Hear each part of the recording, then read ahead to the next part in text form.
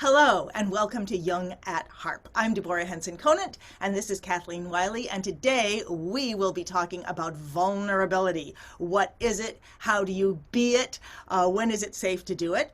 I'm a composer and a performer, and I play the electric harp, and Kathleen Wiley is a Jungian psychoanalyst, and she plays the harp, and thus, and thus do we call this Jung at Harp. So Kathleen, today, when we came on, I said I'd love to talk about vulnerability because I've started dating, and I know that we have to be vulnerable if we want to be able to be open to another human being. And I have started asking people, how do I be vulnerable? And so I asked a friend last night, and she said to me, all right, well, she gave me like 10 different things, but I'll just give you the top two, which was be quiet, and listen, and let somebody else show you that it's safe to be vulnerable. So that was great because I was planning to just like go in and be vulnerable, which I think is an antithesis possibly. So Kathleen, I'm sure you have a lot to say about vulnerability. I do. Right. And I do because vulnerability is part of the human condition. Well, actually, I think it's part of the condition of living, whether if you're a sentient being, as well as if you're a plant or I mean, anything can be hurt. My quick search for the definition of vulnerability is that vulnerability means being open to attack or harm. Yeah, I saw that. Yeah. And so I think that part of what your question to your friend is how do I be open in spite of the fact that I'm vulnerable and might get hurt? And right. So don't be yeah, so protected that it reminds me of Tweedledum and Tweedledee in Alice in Wonderland, just being right. so completely packed in that there's no possibility of getting hurt, but there's also no possibility of really making contact or connection. Exactly. I mean, that's it. Because when we wall ourselves off with all of those psychological and emotional defenses and all of those maneuvers we do to keep ourselves hidden from attack, then we never ever are seen. We never ever meet another. We never ever make that connection. That's what we all want. And so I think that the question is how do I stay open in spite of the fact that I am vulnerable and could be hurt? And I think your friend's advice about let the other person show you they're safe is primary. And I think in order for us to be able to discern whether the other person is safe, we have to be safe with ourselves. Good. As you're talking, I'm thinking, well, her first thing she said was be quiet. Like, what if both people were being quiet? And nobody was saying, sorry, but you said, so to be safe with yourself. And the other things that were just pouring into my head as you were talking, because we're both musicians and because I teach improvisation, and often I'm teaching to recovering classical players. And they're so afraid. Well, we're all afraid. The basic thing in my academy that I hear over and over again is perfectionism and the fear of making a mistake, and just kind of constantly protecting ourselves from doing that. And I was thinking, classical music, it's beautiful and it's wonderful, and at the same time, it's all written out there for you to fit into.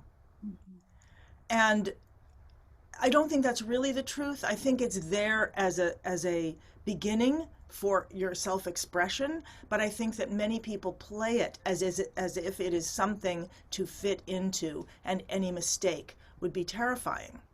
And so I'm thinking that if we go into a relationship as if it's classical music, as if we have to look a certain way, as if we have to be a certain way, as if there is any way we need to be, that we are going to be so scared that we're not even present.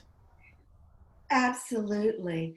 I mean, I think that one of the things, and I think this is so true in music, and it's so true in every relationship, and it's definitely true in dating, is do we have that basic sense of our own value and worth and our own sense of individuality and separateness, meaning our differences from other people, that we trust that that we're good enough, and that maybe these first 5 dates won't be the right match, but the next one will. Or the first 3 jams with people I go to won't be the group of people I'm going to jam with, but then I'll find that fourth group that's the group that loves how I play and wants to meet me where I am. So I think some of it has to do with, well, it really starts as adults with being able to take care of our vulnerability, meaning that we trust that we're going to be able to see the signs of that let us know this person probably isn't going to be good for me. So we pick up the nuances of subtle criticisms, or the nuances of put downs, or of course if there's any kind of physical violence. But it's amazing to me how people will also dismiss things that are physically aggressive, even though they are signs that this person could be dangerous for them. Interesting. But if we are engaging in that kind of self-destructive behavior towards ourselves, that attitude towards ourselves, or we do things when we get angry like punch walls and hurt our hand, or then we're not going to be able to have the discernment with other people. So I'm hearing that, as we go into any kind of relationship, whether it's a musical relationship, whether it's an interview, whether it's a date, whatever it is, that that we need to, in a sense, first of all, have be present. I kept thinking, be present, because as you started talking about having a sense of self-worth, and I wrote down, right, without feeling we need to prove it. Like, can we go in just with it? You've got it in your saddlebags. You don't need to prove it. I just forgot what I was. And then not so much looking as an assessment of the other person, but as an assessment of ourselves, meaning, or just maybe an inventory. What's going on with me? Where am I getting triggered that I've gotten triggered in the past that would be a problem?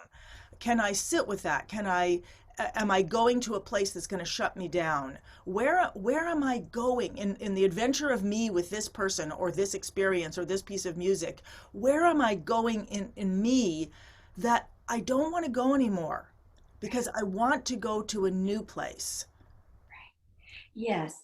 And I believe that the partners that are the good enough partners, that are the ones that can be healthy enough for us, are the partners that when we start to go to those old places that are hurtful to us and hurtful to our relationship, they can respond in a way that help us get out of it, that help us not keep going. Right. Whereas people who end up being unhealthy, unless again we can begin to do some conscious work together, then what happens is we just deepen into those destructive ways of being toward ourselves and each other. So then we become more isolated, less present, less connected.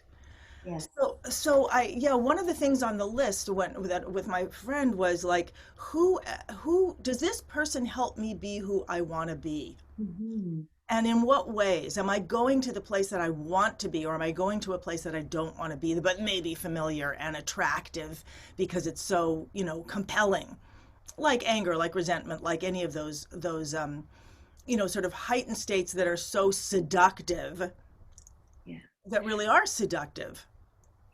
Yeah, because they give us the illusion of not being vulnerable. Ooh, say more about that. Well, often the anger is kind of a mobilization of the aggression, which says, I can hurt you instead of you hurt me. It is that very primitive self-preservation instinct often that kicks in. Kill or be killed is how we would say it, but bluntly, on the animal level. And humans do that to each other all the time with words, with comments. Let's talk to me more about that. I mean, where do you see that? What do we look for in ourselves? Well, I think we know it because we feel that pain inside of like we've been stabbed or we've been hit by a bullet, something like it like knocks us off kilter. It knocks us off center. Um, when we find ourselves so angry that we are moving toward another person without any ability to be grounded in the larger picture of possibilities of what might be going on, we are probably caught in that kind of automatic defensive position. So in a perfect world, in a perfect world, we would be aware of when we're getting off balance, which would mean we are aware of when we are in balance. Right. And in a perfect world, we would, or whatever, a world I'd like to be in myself, we would actually be able to say, the minute we feel off balance, we would actually be able to say to someone, what's going on? What's going on for you? And they would answer us because they would know that we really wanted to know. Right. And I want to say, I don't think that it has to be a perfect world to be able to do that. But I think with consciousness, we can do that. I think that that with consciousness, with that sense that we are always more than the momentary experience we're having, and with doing the work, psychological and spiritual practices to develop a sense of identification with the larger self. I mean, in the 12-step programs, they talk about it as the higher power. Uh-huh. But I think when we cultivate that kind of sense of identification, that I'm not just what I'm saying and doing in this moment, there's so much more. Then when something happens, we have a totally different perspective on it. So for instance, if I'm playing with a group of musicians jamming and they do 3 tunes I don't know, but fortunately I have a genius musician husband who can tell me the chords. So let's just say I can only pick up 2 of the chord changes because it's one of those fast fiddle tunes and I just can't get myself there yet with the harp. If I can be okay with that and know that this isn't defining who I am as a harpist or my abilities as a harpist. It just so happens on this song, the best I can do is maybe find the root chord. Let's just say I can't even get 2. I just get the root chord. But then here comes another jig or reel that I've been playing for 4 years, and I can play it up to fiddle tune speed, And so, but it's that remembering that I'm more than who I am in that moment. And so I'm listening to you, and I'm thinking about this, and I'm thinking about a bunch of things. First, I have no idea if these are relevant, but it's about music, which is just thinking like when I know when that number 1 chord comes, and boom, I'm going to be there and make it big. But then when I was said that, I was like, well, that's like being in an orchestra where you sit there for 445, 70, 80 bars, and then you come in with your thing. And I have no idea what any of those mean, aside from one of the beautiful things, and it's something that I hear my students talk about a lot because I do this thing called Harp Time Live every Thursday. And what I discovered is that when I'm teaching people things, you can teach someone something, but then often people will go off and they'll try to perfect it, and they get caught in perfecting it rather than just doing it. And when you're playing, as you learned, when you're playing with others, you do what you can as it comes around, and then it comes around again, and you grab it, and then and what happens is you become grounded in what's happening, not just what you're doing, but that something's happening, and you see that there's a place for you that keeps coming around. And once you can ground in that place, that one place that comes around, then you get your bearings, and then maybe you can ground, oh, it's over here again. And then you're starting to, I would say, orient yourself into your physical capabilities. But so often I find that we don't, I don't even know what we're talking about now. It seems like we're out of, but maybe, no. We are talking about vulnerability, because one of the beautiful things of being able to sit there and listen to the tune and know that there's no part for you right now because you don't know what it is, and then come in on the part that is for you and to be present in the entirety of it, even when you don't know what to do. Mhm. Now, how does that relate to human relationships? So the analogy that's coming to my mind as you're talking about is the idea of gates. And sometimes I'd say to my clients that I'm working with, when we're talking about boundaries, which again, it's a direct one way we take care of our vulnerability is with boundaries, is that you want to, you is your core, is your most the most soft, vulnerable essence of who you are. And there's a series of gates. And what people sometimes tend to do is they let someone just start at this 10th gate and they just let them come right on up without vetting them through each of the other 9 gates. So you share something that's a little more that everybody sees. That's gate number 10. Then gate number 9 is you maybe share a little personal piece of information that the neighbors you see twice a year know. Then gate 8 comes in and you share some information that maybe you share with a support group that's kind of a public group. So it's not the most intimate group, but it's more like sharing principles.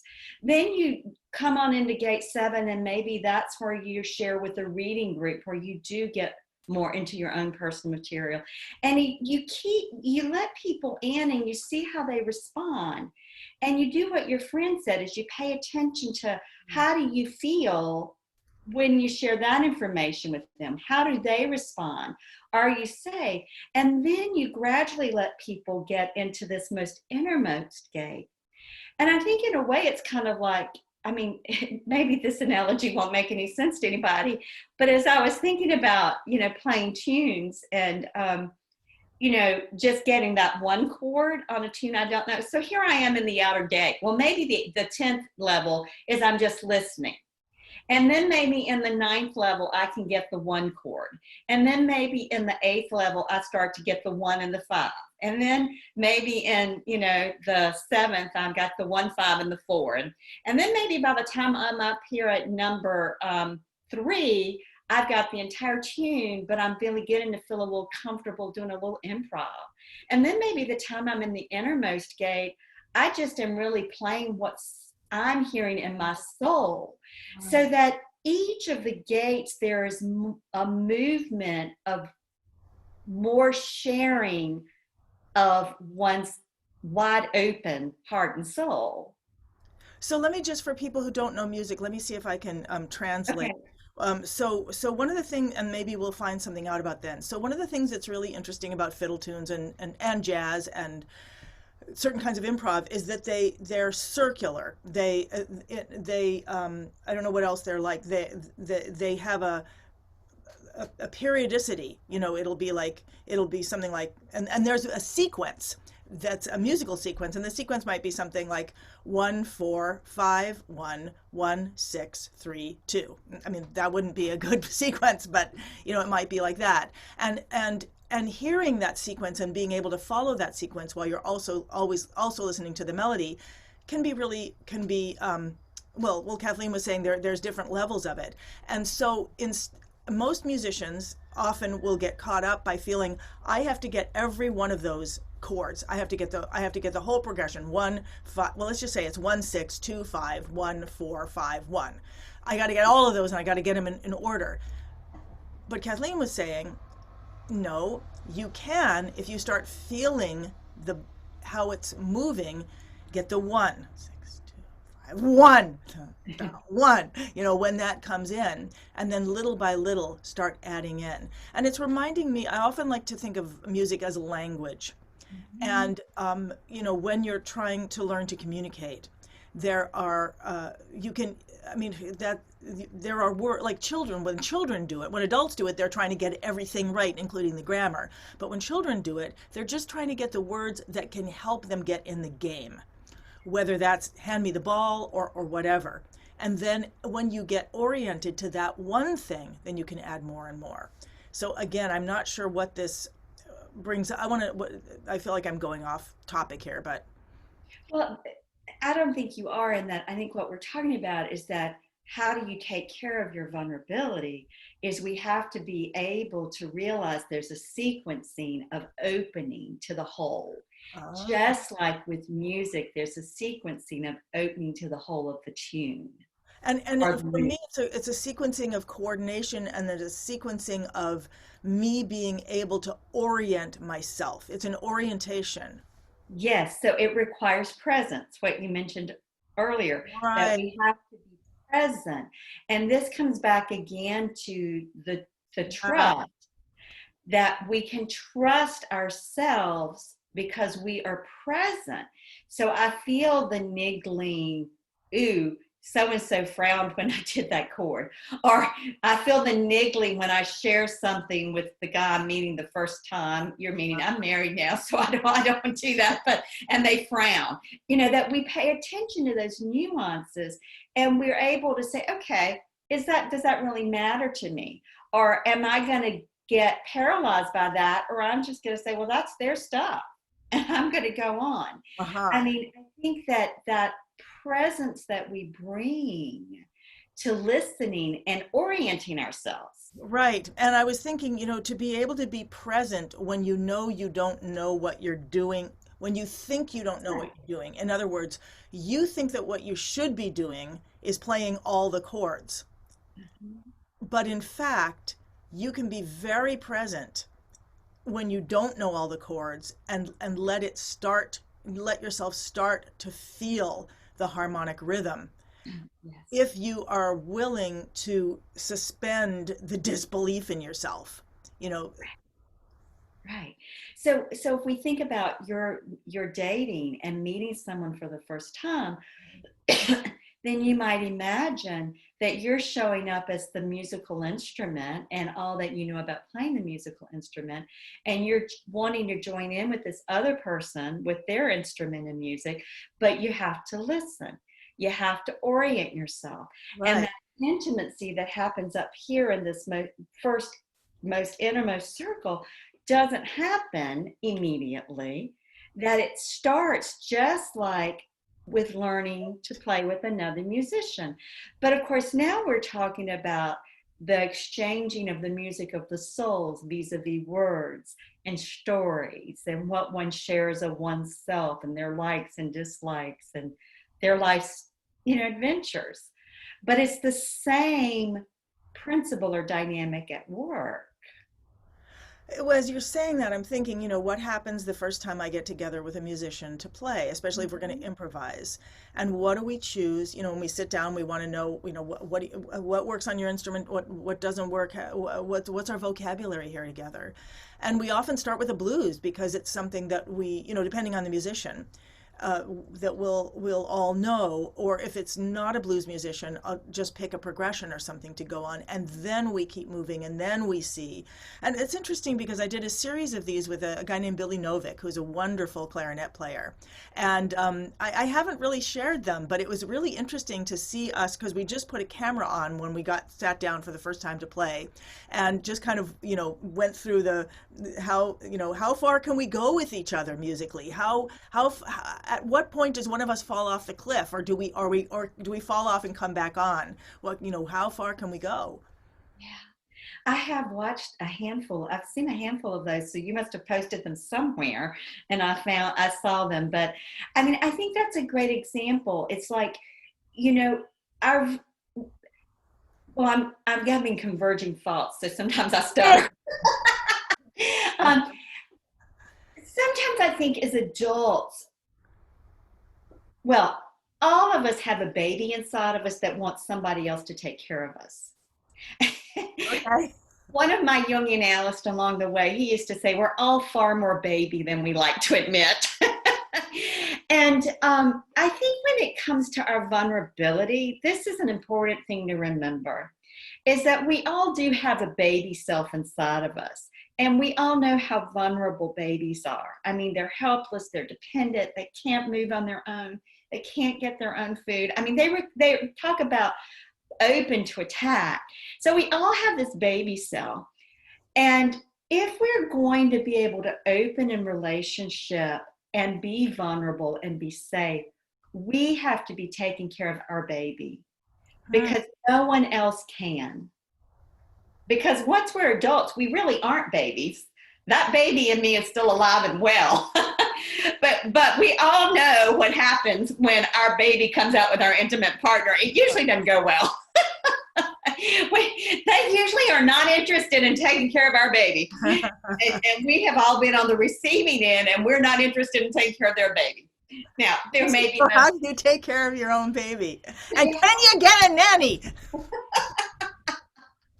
Well, unfortunately, the nanny's got to be within too. But I think if we can remember that, it just goes a long, long way because, I'm thinking about my own journey of learning to play the harp, being married to a professional folk musician who was always jamming with other professional folk musicians. And they were always like, oh, bring your harp. We want you to join in. And, they were all very encouraging in many ways. And it was also clear sometimes that certain ones really didn't want me joining in. Because I couldn't, they wanted to move at a level and a pace that I couldn't. And, my baby self could really cop an attitude about that and, go into just totally withdrawing and withholding, and which is one of the only things babies can do, Well, they can cry really loud and they can. That's right. I could throw a temper tantrum, Yeah. Or I could be an adult and say, you know what? Of course, they want me to join in, and I do join in, and they play things I can join in with. And they also want to do what they can do because that's what stimulates them and helps them hone their skills and learn new tunes. So my adult self could say to that baby and me, you know what, Kathleen, let's be a grown-up here. They do love and support you. They are welcoming you. And they need to be able to do what they can do that you can't. That's not against you. And so I think the same thing is so true in all our human relationships. And particularly when we start dating, is so much of what people do, it has nothing to do with us. What other people do and say really has very little to do with us. It's about them and their stuff and where they are. So how do we engage then? How do we engage and learn about, like what can you, so I get that you could sit and listen to in that environment. That's a tough environment to be in. Like with musicians, I've been there, and one of the things that was really great about my mother, there was a lot of stuff that was, troublesome, but she seemed to have a great tolerance for me. Like she taught me how to improvise singing, how to harmonize singing by saying, just hold on to one note until it sounds really bad, and then just shift like one step up or one step down. And if that doesn't work, another step up. And she really encouraged me to hold on to that thing that wasn't working and just shift a little bit. And that was great.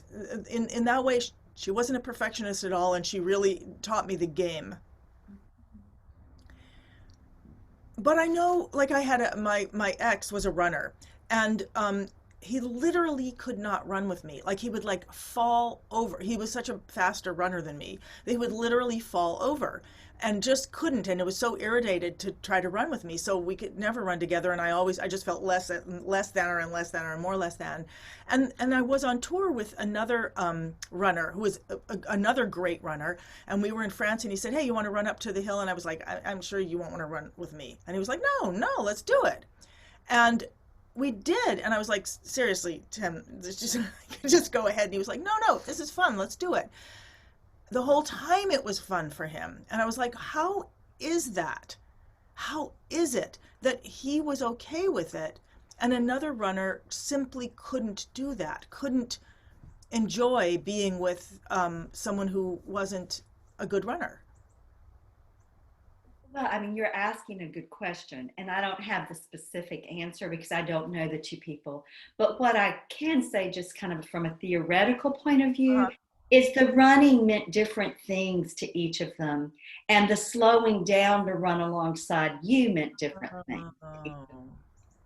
And So if it triggers something in them that's like, oh, and this is why you said right in the beginning, we need to go in with our own sense of self-worth so that we're not needing to prove anything as we go. that's right. That's right. Because your ex who couldn't run with you, my guess is running that there was a compulsion for him. And Mhm. I can imagine all kinds of things that the idea of slowing down to run beside you triggered in him. And that isn't about you, that was his own stuff. And it is hard to not feel less than. And that's where, again, doing our own personal work of growth to know our value just like we are. I mean, I remember last year at the start of the year, I had decided I'm going to quit trying to play fiddle tunes at fiddle speed because I want to play harp tunes. And I learned the very first song. I mean, I've been playing harp for 6 years. I finally learned a tune that was written for the harp. I learned Hasselmann's Petit Berceuse.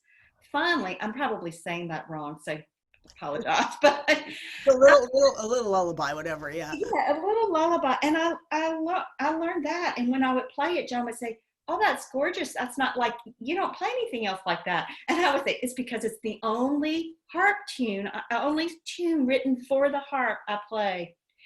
Everything else I learned were fiddle tunes, primarily adapted to the harp." That's so interesting, and I'm just realizing you should play the Nightingale with him because Yeah, it could be a waltz. I mean, it is a waltz. I do. That would be great. I can, Yeah. I No, can but- take that on to learn because I love it and I've never learned Right. Right. And I've never thought about it as being played as a waltz for that. dancing, but it certainly could be. Um, and that is so interesting, the idea of something being harpistic. I mean, that's a whole, I mean, when I was writing for orchestra, and I am going to trust that this is going to come around to our vulnerability. When I was writing for orchestra, I don't know how to play all the instruments, but I would write what I wanted musically. But then I would get a musician in. Like I remember once having a bassoon in, and it was always fun because it was in my kitchen, and we would have a music stand, and I would be like, okay, here's the part, and he'd play the part, and he'd say, well, what were you trying to do here?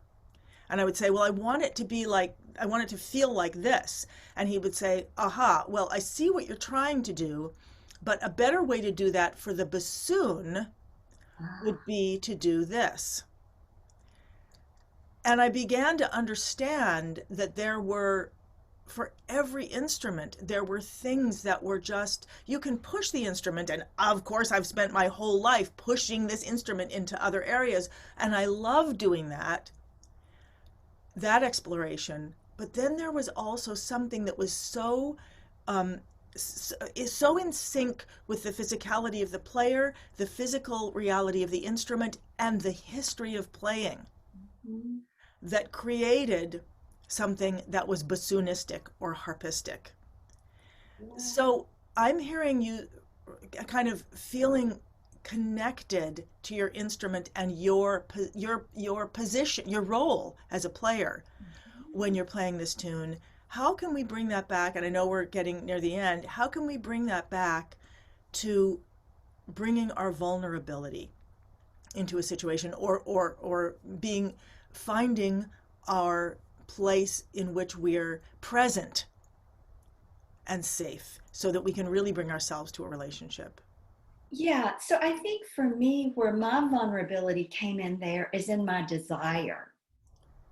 See, our desires, and I'm not talking about the fleeting desire that we have lots of fleeting desires to the day throughout the day. But I'm talking about those deep, heartfelt desires that just stay with us in our body. Yeah. I think that when we follow our desires and we look for ways to embody them, Mm. then we are bringing our full self and thus we're vulnerable. So I think the connection in relationship is that if we go if we meet someone and our desire, that longing, that real desire that overrides, being like, being attractive, being this or that. Let's just say that deep desire, I really want to connect with this person. I want to connect a place where maybe there's a common meeting ground. Then if that's our heart's desire and we lead with that, we're going to respond very differently to some of that initial kind of nervous posturing that both people do. And I'm thinking again about dogs and how when they meet, that kind of jumping around they do, in particular puppies. I happen to have a 10-month-old puppy now, and it's amazing that kind of, they want to connect, but they jump all over. Well, people do that equivalent. Right. And if we're caught at that moment in, oh, do I look good? What should I say? Oh, God, what did he mean by that? Then we're going to become blocked and defensive. But if we stay with the connection, that this is all a part of the connection, the dance of connecting and looking for the heart. So that's what allows us to stay vulnerable in the sense of being open. I also believe if we stay with our desire, that deeper desire, then I think the very fact we're doing that automatically will mitigate, lessen some of those surfacey desires, those shoulds, must, and ought tos that will get us caught and defended. So one of the things that I'm hearing you say, or one of the things I wrote down, is when we find things that give resonance to our deepest desire, when we bring our deepest desire with it and we're feeling the resonance of that or the unresonance of that with someone, then that will give a foundation, a harmonic foundation to all these other shoulds, wants, and needs that might come up, or the discomfort and the self-consciousness of humans meeting and negotiating who they think they are to themselves. But Yeah. but just bring your deepest desire, and don't necessarily open all the gates to it, but open the gates within ourselves, Yes. and be open to the resonance of that. Yes, and I'm thinking again, if we go back, and I know we're kind of weaving between the examples, but if we go back to the example you gave with the bassoonist in your kitchen, you showed up open, and you may have felt some vulnerability, but you probably weren't really aware of that because you've taken care of that baby part of you that could, be annihilated by another musician's negative response. You've been through that. You can survive it.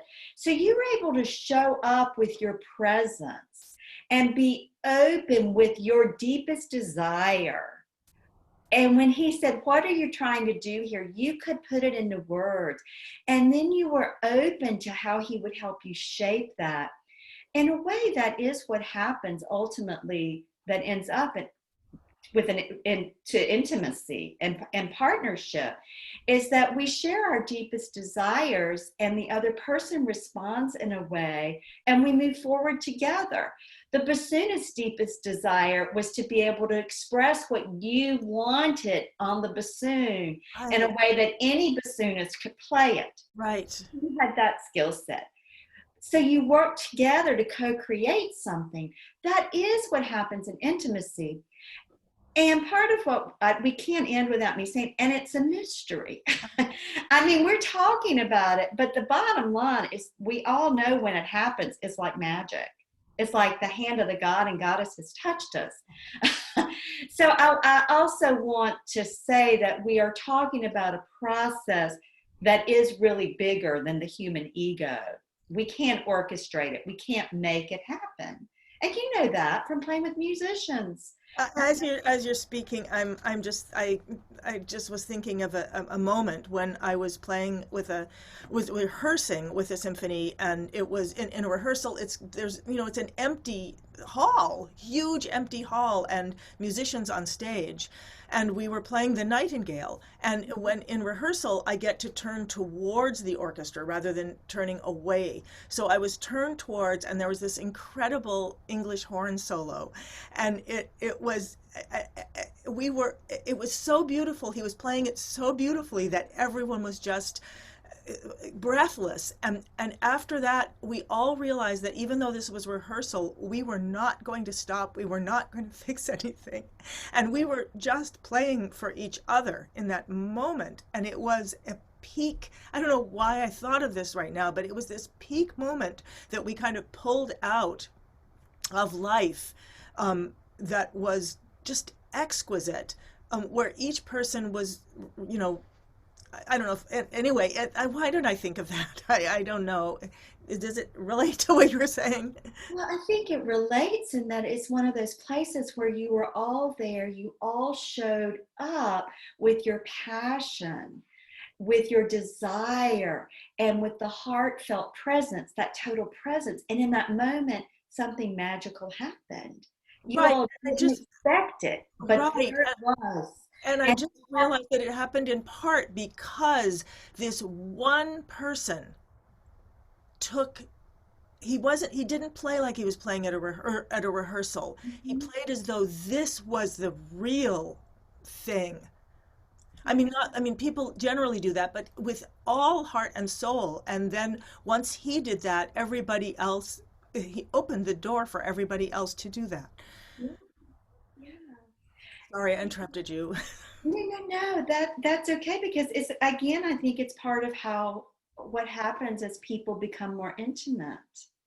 You know, one person, just like the French horn player, shares English horn, but the that's English. it's okay. One person, like the English horn player, shares with all of his heart or her heart and soul. All like this is it. This is the only moment that matters.